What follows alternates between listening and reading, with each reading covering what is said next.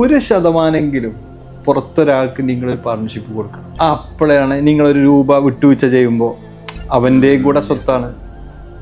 മനസ്സിലായില്ലേ? ഞാനിത് എന്തെങ്കിലും ഒരു അഡ്ജസ്റ്റ്മെന്റ് വേറെ എന്തെങ്കിലും ചെയ്യുമ്പോൾ അവിടെ എനിക്ക് മറുപടി പറയാൻ ഒരാൾ കൂടെ ഉണ്ടാവും. 4ാമത്തത് അവരുടെ എക്സ്പെക്റ്റേഷൻ ഭയങ്കര ഇമ്പോർട്ടൻ്റ് ആണ്. എന്താണ് എക്സ്പെക്റ്റേഷൻ എന്നുള്ളത്?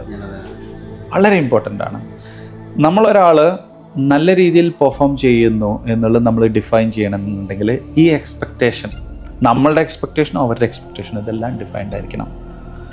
നമ്മളുടെ ഭാഗത്തു നിന്നുള്ള എക്സ്പെക്റ്റേഷൻസ് ഡിഫൈൻ ചെയ്യുമ്പോൾ അവരും ഇതുപോലെ ഡിഫൈൻ ചെയ്തിട്ടുണ്ടാവും. എൻ്റെ കമ്പനി ഇങ്ങനെയായിരിക്കണം എന്നോട്, എൻ്റെ ബോസ് ഇങ്ങനെയായിരിക്കണം എന്നോട്. എല്ലാം ഒന്നും മീറ്റ് ചെയ്യാൻ പറ്റിക്കൊള്ളുന്നില്ല. അവിടെ ട്രാൻസ്പെറൻറ്റ് കമ്മ്യൂണിക്കേഷനിലൂടെ നമുക്ക് കറക്റ്റ് ചെയ്യാം. എക്സ്പെക്റ്റേഷൻ ആരാ സെറ്റ് ചെയ്യുന്നത്? എൻ്റെ വീഡിയോയിൽ ഞാൻ പറയുന്നുണ്ട്. ഈ എക്സ്പെക്റ്റേഷൻസ് സെറ്റ് ചെയ്യുന്നത് നമ്മൾ ഓരോരുത്തരുമാണ്. യെസ്, മനസ്സിലായില്ലേ? സർവീസ് ദാതാക്കൾ എന്നുള്ള അങ്ങനെ ഇന്ന ആളാണ് എക്സ്പെക്റ്റേഷൻ സെറ്റ് ചെയ്യുന്നില്ല, അങ്ങനെയൊന്നുമില്ല. നമ്മൾ ഓരോരുത്തരുമാണ് സ്വയം എക്സ്പെക്റ്റേഷൻ സെറ്റ് ചെയ്യുന്നത്. ഇപ്പോൾ ഒരു ഉദാഹരണം, നമ്മളൊരാളെ എടുത്തു, അയാളെ നമ്മൾ ഒരു ലെറ്റ്സ് ഒരു 10,000 ദിർഹംസ് ലാഭം അയാൾ ഉണ്ടാക്കണം എന്ന് പറയാണ്. നമ്മുടെ എക്സ്പെക്റ്റേഷനാണ്. അതെ, അത് കമ്മ്യൂണിക്കേറ്റ് ചെയ്തു. അപ്പം അയാൾ ചിന്തിക്കുകയാണ് എന്നെ കൊണ്ട് ഇത് ഇത്ര പറ്റില്ല, 6,000 ഒക്കെ പറ്റുള്ളൂ. അദ്ദേഹത്തിൻ്റെ എക്സ്പെക്റ്റേഷൻ അത് അദ്ദേഹത്തിൻ്റെയാണ്.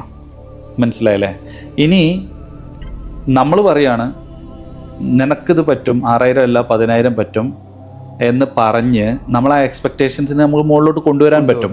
പക്ഷെ അത് കൊണ്ടുവരുമ്പം നമ്മൾ അയാൾ ആ എക്സ്പെക്റ്റേഷൻ മീറ്റ് ചെയ്യാൻ ശ്രമിച്ചിട്ടില്ല എന്നുണ്ടെങ്കിൽ എത്താൻ കഴിഞ്ഞില്ല. അയാൾ പറയും ഞാൻ അപ്പോഴേ പറഞ്ഞതല്ലേ. മനസ്സിലായില്ലേ? ഇവിടെയൊക്കെ കമ്മ്യൂണിക്കേഷന് റോളുണ്ട്. എക്സ്പെക്റ്റേഷൻസ് വളരെയധികം ഇമ്പോർട്ടൻ്റ് ആണ്. എംപ്ലോയി ആണെങ്കിലും എംപ്ലോയർ ആണെങ്കിലും അവരുടെ എക്സ്പെക്റ്റേഷൻസ് പരസ്പരം കമ്മ്യൂണിക്കേറ്റ് ചെയ്യണം എന്നുള്ളതാണ്. ആ എക്സ്പെക്റ്റേഷൻസ് കമ്മ്യൂണിക്കേറ്റ് ചെയ്ത് കഴിഞ്ഞാൽ അതിലോട്ട് എത്താൻ കഴിയില്ലെങ്കിൽ, കഴിയാത്ത എക്സ്പെക്റ്റേഷൻ, അൺറിയലിസ്റ്റിക് എക്സ്പെക്റ്റേഷൻസ് ആണെങ്കിൽ അത് റിയലിസ്റ്റിക് ആക്കാൻ നമ്മൾ ഹെൽപ്പ് ചെയ്യണം. ഹെൽപ്പ് ചെയ്ത് കഴിഞ്ഞാൽ ആ എക്സ്പെക്റ്റേഷൻ പിന്നെ മീറ്റ് ചെയ്യേ വേണ്ടുള്ളൂ. പക്ഷെ ഇതൊക്കെ പാടെ ഇപ്പൊ ഈ കാര്യങ്ങളൊക്കെ ഇപ്പൊ ഒരു ഓണർക്ക് ചെയ്യാൻ കഴിയുമോ? ഇത് നമ്മൾ ഒരുപാട് പേരുണ്ടാവും. ഇതെന്താ സംഭവം എന്ന് വെച്ച് കഴിഞ്ഞാൽ ഇതെല്ലാം നമ്മൾ ഈ ഡിഫൈൻ ചെയ്യുമ്പോൾ ഒരുപാട് കാര്യങ്ങളാണ്. നമ്മുടെ ഫാമിലിയിൽ ഇതൊക്കെ നമ്മൾ അപ്ലൈ ചെയ്യുന്നുണ്ട്. ഇതെല്ലാം അപ്ലൈ ചെയ്യുന്നുണ്ട്. നമ്മൾ നമ്മളുടെ മക്കൾക്ക് തന്നെ മക്കളുടെ എക്സ്പെക്റ്റേഷൻസിനനുസരിച്ച് നിൽക്കാൻ ശ്രമിക്കുന്നുണ്ട്. നമ്മുടെ അച്ഛനും അമ്മയ്ക്കും പലപ്പോഴും നമുക്കൊന്ന് ഓവറാക്കണം അല്ലെങ്കിൽ ഒന്ന് കുതിര കളിക്കണം തോന്നുമ്പോൾ ഈശ്വര അച്ഛനും പറഞ്ഞാൽ എന്താ സംഭവിക്കുക. അപ്പോൾ അവരുടെ എക്സ്പെക്റ്റേഷൻസ് നമ്മൾ മീറ്റ് ചെയ്യുന്നുണ്ട്.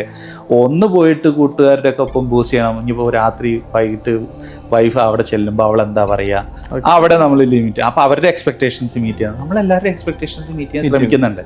നമ്മുടെ സ്ഥാപനത്തിൽ വരുമ്പോൾ മാത്രം കേൾക്കുമ്പോഴാണ് ഇത് വലിയ സംഭവം തോന്നുന്നത്. അതെ, ഇത് നമ്മൾ ശരിക്കും ഇതൊക്കെ ചെയ്യുന്നുണ്ട്. ഇതൊക്കെ ചെയ്യുന്നത് അറിഞ്ഞ് ചെയ്യുമ്പോഴാണ് റിസൾട്ട് വരുന്നത്. ഇത് അറിഞ്ഞ് ചെയ്യണം എന്നുള്ളതാണ്. ബിസിനസ്സിൽ വരുമ്പോൾ നമ്മൾ മാത്രമാണ് അവിടുത്തെ ഈ ഒരു ബിസിനസ്സിന്റെ പിതാവ് എന്ന് പറയുന്നത്. നമ്മുടെ അച്ഛനോ അമ്മയോ ഭാര്യയോ ഒന്നും ഈ ബിസിനസ്സിൽ ഇൻവോൾവ് അല്ല.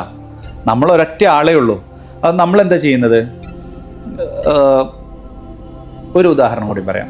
നിങ്ങൾ റോഡ് ക്രോസ് ചെയ്യുന്നു, വാഹനങ്ങൾ ചീറിപ്പാഞ്ഞു വരുന്നുണ്ട്.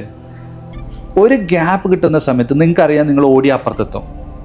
നിങ്ങൾ ഓടുന്നു, എത്തും തീർച്ചയായിട്ടും. കാരണം നിങ്ങളുടെ ലൈഫ് അങ്ങനെ ഒരു രീതിയിൽ പോകുന്ന രീതിയിൽ നിങ്ങൾ വണ്ടിയുടെ ഓടില്ല. അപ്പം നിങ്ങൾ മനസ്സിലാക്കി നിങ്ങൾ ഓടും. ചോദ്യം ഇതാണ്, നിങ്ങളുടെ മോനാണ് ആ ഓടിയതെങ്കിൽ നിങ്ങൾ കാണുന്നുണ്ടെങ്കിൽ എന്താ സംഭവിക്കുക? കയ്യില് പിടിച്ചോളൂ. ചിലപ്പോൾ ഒന്ന് പിടയ്ക്കും. മനസ്സിലായി?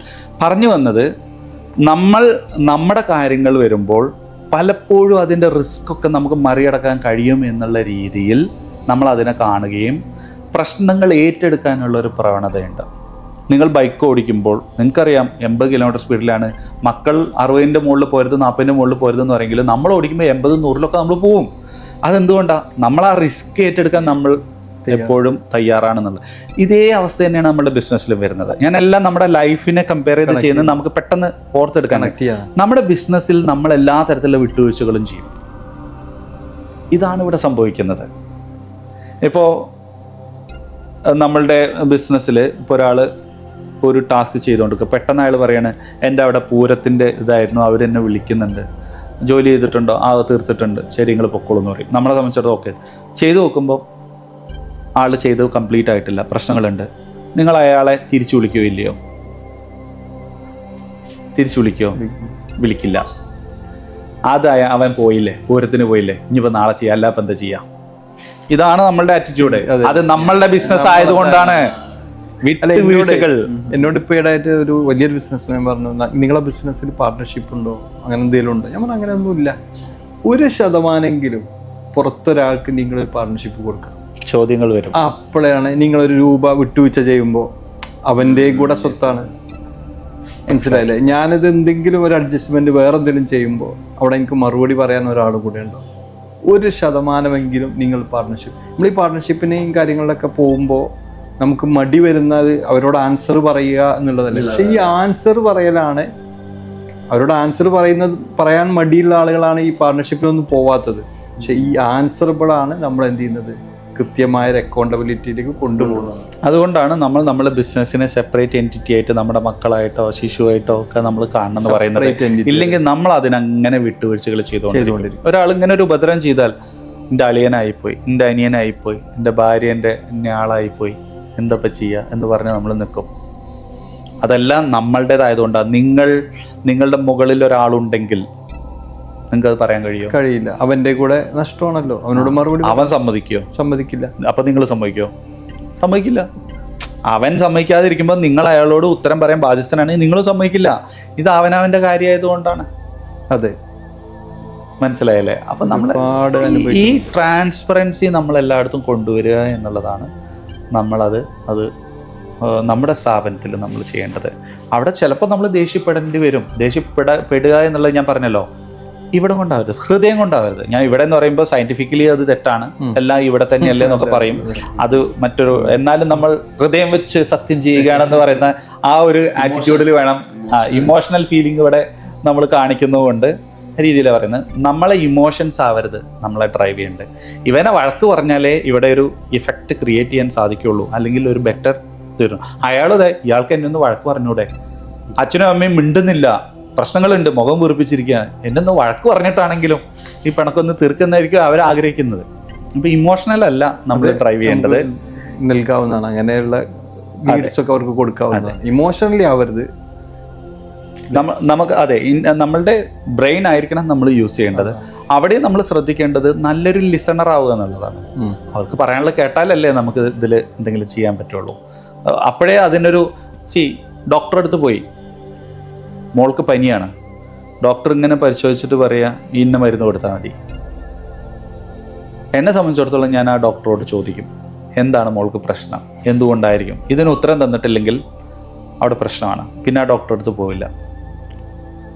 അതെ, നമ്മളിപ്പം മൂന്നാമത്തെ കാര്യം, നമ്മൾ മൂന്നാമത്തെ അപ്രീസിയേഷൻ്റെ അവിടെ എത്തി, അങ്ങനെയാണ് നൈസിലേക്ക് എത്തിയത്. അവിടെ നിൽക്കുകയാണ്.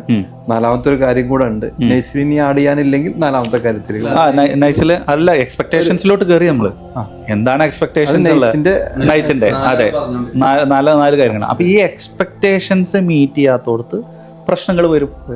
അല്ലാതെ അതിനൊരു കട്ട് ഓഫ് സ്റ്റാൻഡേർഡ് ഇന്നതുണ്ടെന്ന് പറഞ്ഞാൽ ലോകത്തൊരു സ്ഥലത്തും ഡിഫൈൻ ചെയ്തിട്ടില്ല. ഡിഫൈൻഡ് ബൗണ്ടറി എന്ന് പറയുന്നത് ഈ എക്സ്പെക്ടേഷൻസ് ആണ്. ഈ എക്സ്പെക്ടേഷൻസ് നമ്മൾ പേപ്പറിലോട്ട് എടുത്തെഴുതി പ്രോപ്പറായിട്ട് ട്രാൻസ്പെറൻ്റ് ആയിട്ട് കമ്മ്യൂണിക്കേറ്റ് ചെയ്ത് കഴിഞ്ഞാൽ കുറച്ചുകൂടി നല്ലതായിട്ട് നമ്മളുടെ ബിസിനസ്സിനെ മുകളിലോട്ട് കൊണ്ടുപോകാൻ നമുക്ക് സാധിക്കും എന്നുള്ളതാണ് എൻ്റെ ഒരു എക്സ്പീരിയൻസ് എന്ന് പറയുന്നത്. എനിക്ക് വീണ്ടും ഒരു ചോദ്യം എന്നുള്ള രീതിയിൽ ഇപ്പോൾ നമ്മൾ ക്ലാരിറ്റി വേണം നമ്മളെപ്പോഴും പറയാറുണ്ടല്ലോ. നമ്മൾ ഈ വീഡിയോ കണ്ടിട്ട് അവർക്കും ക്ലാരിറ്റി ആവണം എന്നുള്ളതും ഇതിൻ്റെ ഒരു റിയാലിറ്റി ആണല്ലോ. നല്ല ചോദ്യങ്ങൾ ചോദിക്കുക എന്നുള്ളത് തന്നെയാണ് അപ്പോൾ ക്ലാരിറ്റി കൊണ്ടുവരാൻ. അത് മാത്രമല്ല നമ്മൾ ഈ ഒരു ഇങ്ങനെ ആവുമ്പോൾ എന്താ പറയുക, ഞാൻ എൻ്റെ കാര്യം മാത്രം പറയാം. ഇവിടെ നമ്മൾ ഈ കൂടിയിരിക്കുന്നുള്ള ഗുണം എന്താ, നിങ്ങൾ പറയുന്നതിൽ എനിക്ക് വരുന്ന സംശയങ്ങൾ എനിക്ക് ഇതിനോട് ചോദിക്കാം. ചിലപ്പോൾ അതിൽ കോൺട്രിബ്യൂഷൻ എന്തെങ്കിലും കോൺട്രിബ്യൂട്ട് ചെയ്യാം. ചിലപ്പോൾ അതിന് അതേ അഭിപ്രായം തന്നെ അല്ലെങ്കിൽ അത് തിരിച്ചു പറയും. സാധാരണഗതിയിൽ ഒരാൾ മാത്രം അവതരിപ്പിക്കുന്നതിന് വ്യത്യസ്തമായിട്ട് ഇങ്ങനെ ഒരു ചർച്ച തിരഞ്ഞെടുത്തത് അതുകൊണ്ടാണ്. തീർച്ചയായിട്ടും. അപ്പൊ ഞാനൊരു ചോദ്യമാണ്, അതായത് ഇപ്പൊ സാധാരണക്കാരനെ സംബന്ധിച്ചിടത്തോളം ഒരാളിപ്പോ നമ്മുടെ നാട്ടിലൊക്കെ പൊട്ടക്കിണറ്റിൽ ഒതുങ്ങിക്കൂടുക, സമുദ്രത്തിലേക്കുള്ള ചിന്താഗതിയിലേക്കുള്ള വഴികൾ കിട്ടാതിരിക്കുക, ഇതാണല്ലോ റിയാലിറ്റി ശരിക്കും സാധാരണ കച്ചവടക്കാരനെ സംബന്ധിച്ചിടത്തോളം. അപ്പൊ ഈ സാധാരണ കച്ചവടക്കാരൻ ആലോചിക്കുകയാണ്, എനിക്ക് കച്ചവടം ഉണ്ട്, എനിക്ക് വീടായി, എനിക്ക് കാറായി, ഞാൻ ഹാപ്പിയാണ്, ഇങ്ങനെയൊക്കെ ഞാൻ ചെയ്യുമ്പോൾ എനിക്ക് ഒരുപാട് എക്സ്പെൻസ് അല്ലേ, ഇങ്ങനെ ചെയ്യുമ്പോൾ ഒരുപാട് കാര്യങ്ങളിൽ സമയങ്ങൾ കണ്ടെത്തണ്ടേ, ഇങ്ങനെയൊക്കെ ചിന്താഗതി വരും. ഇതിലൊരു സൊല്യൂഷനായിട്ട് എനിക്ക് തോന്നിയത് അതാണോ അല്ലേ എന്നുള്ളൊരു എല്ലാവർക്കും ഒരു അംബീഷൻ, അതായത് ഏത് എന്റർപ്രണർക്കും ഒരു അംബീഷൻ വേണ്ടേ? എന്താ നിങ്ങളുടെ അതിൻ്റെ ഒരു അഭിപ്രായം? തീർച്ചയായിട്ടും ഞാൻ ആദ്യം ഒരു തിരുത്ത് പറയാം. സാധാരണ കച്ചവടം എന്ന് പറഞ്ഞിട്ടൊരു കച്ചവടം ഇല്ല. ഗുഡ്. സാധാരണ കച്ചവടക്കാരനേ ഉള്ളൂ. നമ്മളുടെ മൈൻഡ് സെറ്റാണത്. ഏത് ബിസിനസ് എടുത്ത് നോക്കുകയാണെങ്കിലും അസാധാരണമായി ചെയ്യുന്ന ആളുകളുണ്ട്. അപ്പൊ ബിസിനസ് അല്ല ചെറുതും വലുതും, ആളുടെ മൈൻഡ് സെറ്റാണ്. എൻ്റെ ബിസിനസ് ചെറുതാണെന്ന് പറയുമ്പോൾ ആ ബിസിനസ് അല്ല ചെറുത്, അയാളാണ് ചെറുത്. മൈൻഡ് സെറ്റ് മാത്രമല്ല, ക്ലിയർ ആയില്ലേ? അല്ല, അയാളുടെ ഉള്ളിലുള്ള ആ ഒരു കാഴ്ചപ്പാടാണത്.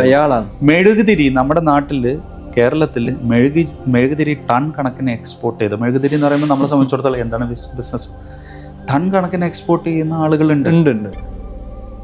അപ്പോൾ ഏത് ബിസിനസ്സിലും അസാധാരണമായിട്ട് നമുക്ക് വളർത്തിക്കൊണ്ടുവരാൻ സാധിക്കും എന്നുള്ളതാണ് സത്യം. വട വിൽക്കുന്ന ആളുകൾ, ഇന്ന് ദോശ വിറ്റിട്ട് നമ്മുടെ PC മുസ്തഫ കണ്ടില്ലേ, എന്താണ് എത്രയോ കാലമായിട്ട്, വർഷങ്ങളായിട്ട്, ദശാബ്ദങ്ങളായിട്ട് ദോശ വിൽക്കുന്ന ആളുകളുണ്ട്, തട്ടുകടക്കാരുണ്ട് നമ്മുടെ നാട്ടിൽ. ഈ സാധനം പാക്കറ്റ് ചെയ്ത്, അതെ, അത് ലോകോത്തര ബ്രാൻഡിലോട്ട് ID ഫ്രഷിലോട്ട് കൊണ്ടുപോകാൻ PC മുസ്തഫ എന്ന് പറഞ്ഞ ആൾക്ക് സാധിച്ചിട്ടുണ്ട്. നമ്മളെപ്പോലെ സാധാരണക്കാരായിട്ടുള്ള ഒരാളാണ്. അപ്പോൾ എല്ലാ ബിസിനസ്സിനും അതിൻ്റെതായിട്ടുള്ള ഗ്രോത്തിനുള്ള സാഹചര്യമുണ്ട്. അത് തേടിപ്പിടിക്കുക എന്നുള്ളത് നമ്മളുടെ അംബീഷനിലോട്ട് വരുമ്പോഴാണ് നമ്മളുടെ ബിസിനസ് വളരുന്നത്. പലപ്പോഴും ആളുകൾ ബിസിനസ് റൺ ചെയ്യുന്നത് പണത്തിന് വേണ്ടിയാണ്. ഒബ്വിയസ്ലി ബിസിനസ് മീൻസ് അത് പ്രോഫിറ്റ് ഉണ്ടായിരിക്കണം. പക്ഷെ പ്രോഫിറ്റ് മാത്രമല്ല ബിസിനസ് എന്ന് പറയുന്നത്. പ്രോഫിറ്റ് ഉണ്ടാക്കാനാണെങ്കിൽ അങ്ങനെയാണ് എന്തിനാ ബിസിനസ് ചെയ്യുന്നത്? ബാങ്കിൽ കൊണ്ടുപോയി പൈസ ഇട്ടാൽ പോരെ, ഇൻട്രസ്റ്റ് കിട്ടില്ലേ, പ്രോഫിറ്റ് അല്ലേ അത്. അപ്പോൾ കുറെ ആളുകൾ കുറെ ഇങ്ങനെ ബിസിനസ് ഒക്കെ ചെയ്ത് എന്തൊക്കെയാ ആയത് കണ്ടിട്ട് ബിസിനസ് ചെയ്യണം എന്ന് പറയുന്ന ആളുകളുണ്ട്. എനിക്ക് എന്തെങ്കിലും എൻഗേജ്ഡ് ആവണമെന്ന് പറയുന്ന ആളുകളുണ്ട്. അപ്പോൾ ഓരോരുത്തരുടെയും കാഴ്ചപ്പാടുകൾ ഡിഫറെൻ്റ് ആണ്. പക്ഷേ ഒരു നേരത്തെ പറഞ്ഞ വാക്കുണ്ടല്ലോ, ഓൺട്രപ്രണർ, ബിസിനസ് മാനും ഓൺട്രപ്രണറും എല്ലായ്പ്പോഴും ഒരുപോലെ ആവണമെന്നില്ല.